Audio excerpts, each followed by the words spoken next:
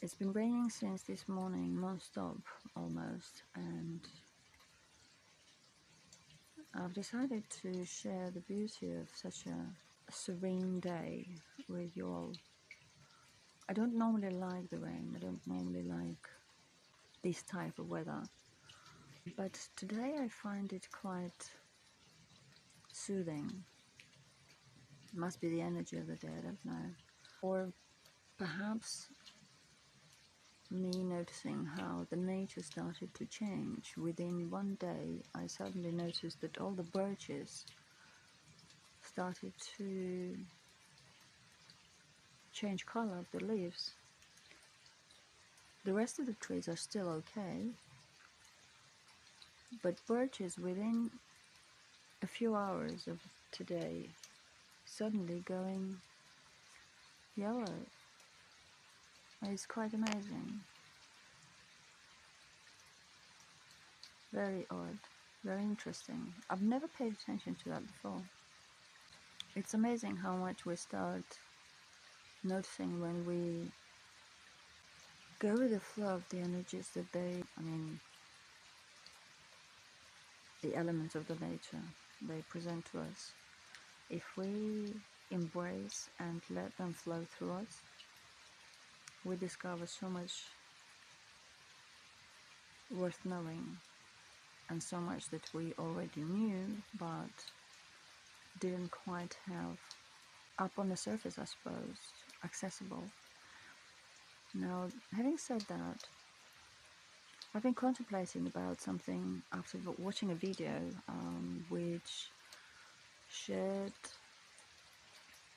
a dietary advice for cancer treatment, and I thought I'll start sharing with the people who might find it interesting and useful my experience of cancer. I hope I will not have to deal with it personally, although I had a very close call and a scare last year before the pandemic, and it made me think quite deep about a few things and evaluate life and about what matters. I thought was worth sharing is the gift that my mother left me before she passed away. She died in my arms, pretty much. So until her last breath, I was witness to what cancer can do to a person. And the reason I decided to share this is because the diet in itself is a large part of our well-being and certainly part of recovering or curing cancer. But that alone cannot either prevent or cure the disease. From my observation, cancer is an emotional disease. It is a disease in unexpressed emotions.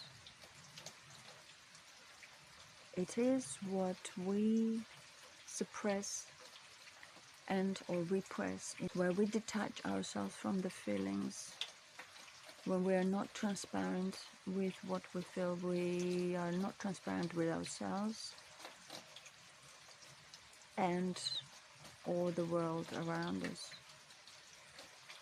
It is very important to be truthful about our emotions and feelings as and when we experience them and honor them, or they go inward and cause quite a lot of damage, which could be potentially lethal. Lethal because that creates a process where our cells mutate and create another entity within us energetically, which starts to consume our flesh, our physical avatar. Thankfully to all the advice that was available to me back then, we have been able to extend my mother's life by 7 years, even though she was given 6 months to a year to live, for one of the most aggressive cancer forms known today.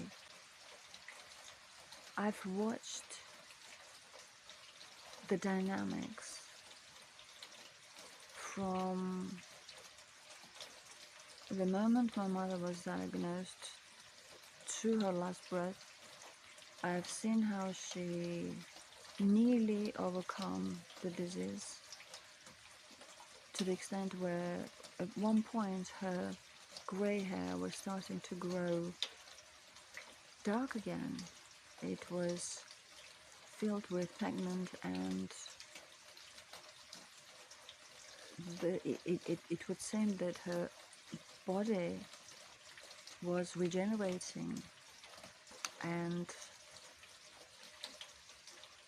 she was recovering.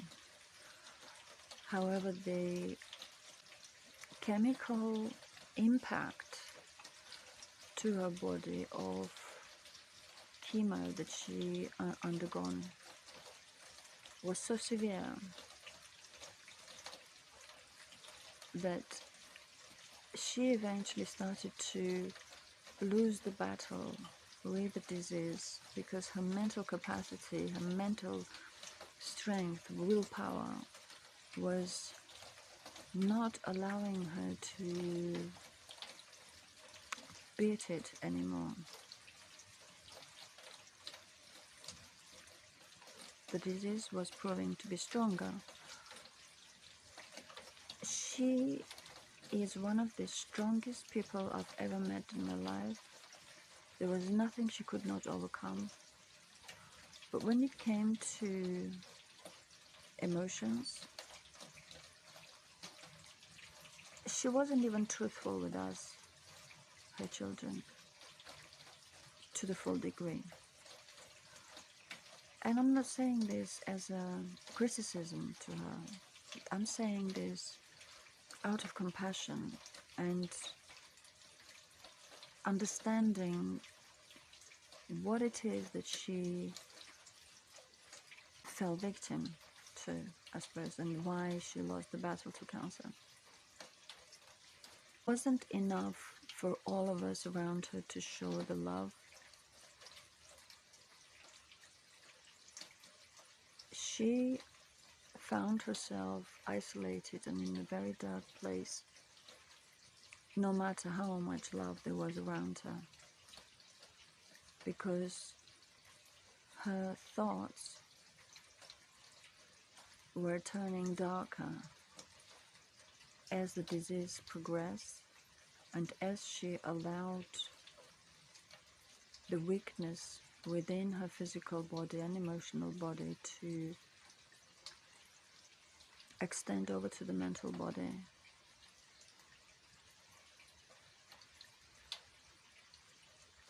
And she became almost enslaved by the energies that the disease represented. And that energy consisted of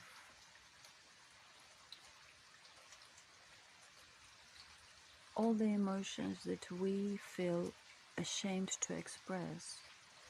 I saw them all during her last moments of life, when her body was no longer alive, I suppose. It showed quite clear sign of life leaving it. Her face expressed emotions which I've only seen in the worst ever,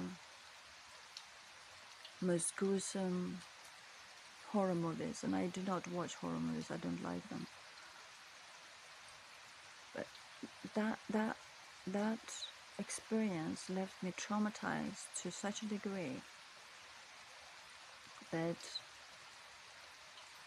I felt compelled to understand what was it that I saw, what was it that I've encountered that day, what was it that made me feel I was looking at something else but my mother.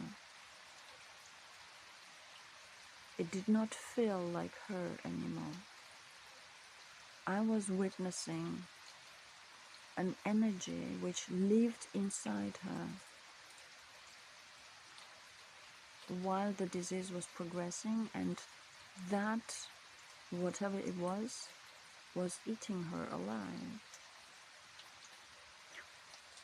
This is why I'm recording this, and I will do more thinking about how best to present it to you, to make it more comprehensible, I suppose. When we speak of energies and entities and ghosts and spirits, it's easy to get lost in all of that. I only judge by what I've felt, and I've asked angels and the Holy Spirit to guide me through the process and guide me through helping my mother's spirit to transition. I held her hand the entire time and prayed for her soul while she was battling with this energy which tortured her soul for so long. And throughout the pandemic, I had plenty of time to contemplate on what it was that I've experienced, because I myself found myself in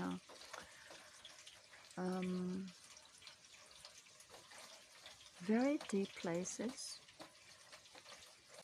digging deep into my subconscious and emotions, and trying to untangle some things which I felt were necessary for my own well-being. My whole process was guided, basically. It was guided, and it still is guided by the Creator, which flows through us all at every given moment. It is our mind that blocks the flow most of the time, because we act out of fear and not out of love. And I've seen a lot of fear in my mother. I've seen a great deal of fear, anxiety, anguish, leading to control.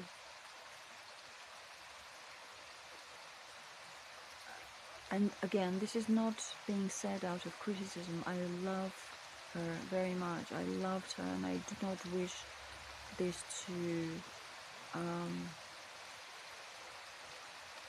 put any shadow to her name or to the memory of her life on earth.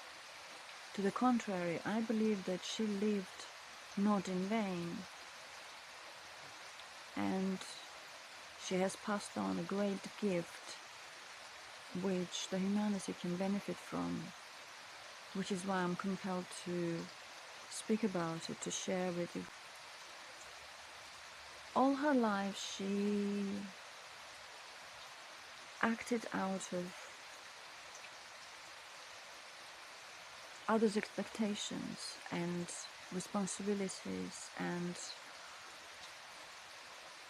complying to the norm, somebody else's norm, somebody else's decision what the norm was, but her own. But her soul was created to fly. Her soul was created to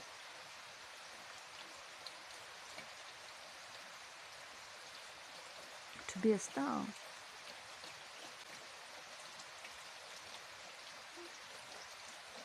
She should have been, I don't know, a movie star,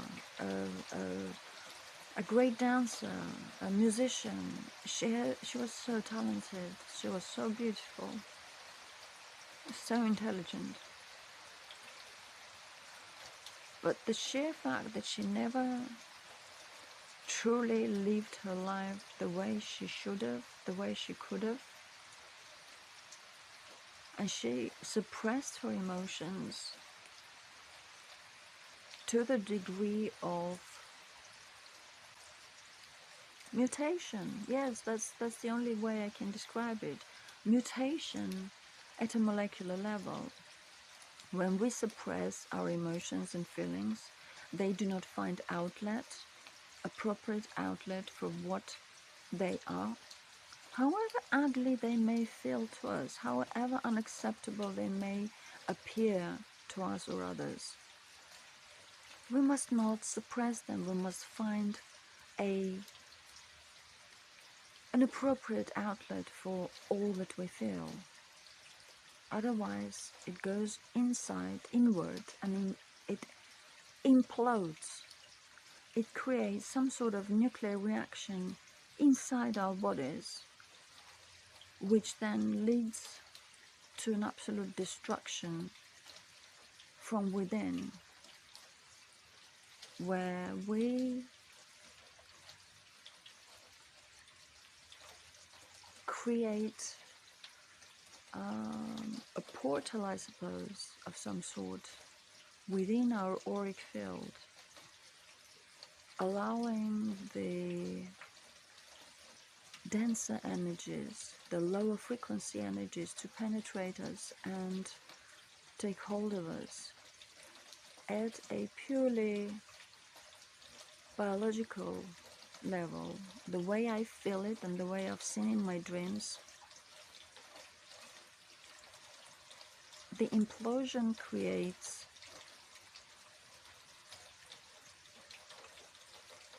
a mutation at a molecular level. The cells start to behave as if they've been infected by something else. And in fact, they have been infected. Of course, they have been infected by the radicals, which start to take over and create new chemical reactions within the body, which suppress the immune system, which suppress functions of regeneration, and so on and so forth.